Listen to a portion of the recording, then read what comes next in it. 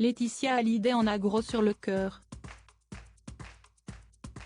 Depuis des mois, elle tente de vendre sa villa de Marne-la-Coquette afin de réunir les fonds pour rembourser la dette fiscale laissée par Johnny. En vain.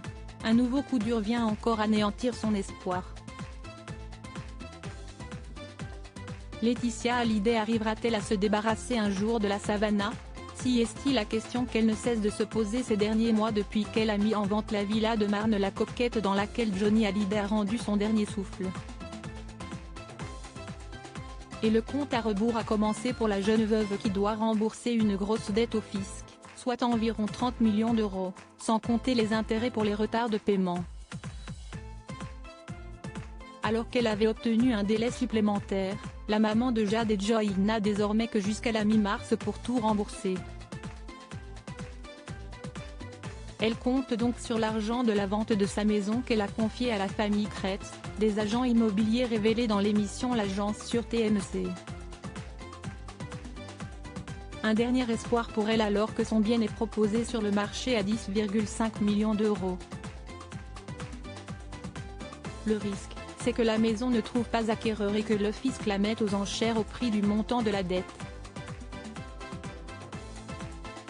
Or si la dette est très élevée, elle ne sera jamais vendue. Tout le monde sera perdant, avait expliqué un proche dans les colonnes de Gala.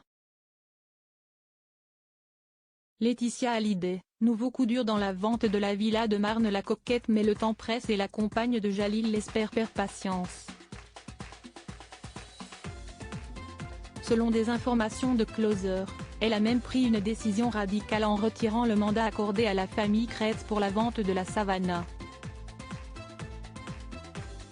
Si la villa est toujours disponible dans 2 autres agences spécialisées dans les biens immobiliers haut de gamme, Laetitia Hallyday ne veut plus que l'agence immobilière la plus célèbre du petit écran s'occupe de la vente car celle-ci est parasitée par sa mise en lumière. Outre les fans qui rêvent de visiter la demeure où a vécu le taulier dans ces derniers jours, la notoriété de la famille d'agents immobiliers n'arrange rien. Cette dernière attire plus des curieux que de vrais acheteurs potentiels. Closer révèle aussi que les propositions d'achat sont parfois fantaisistes.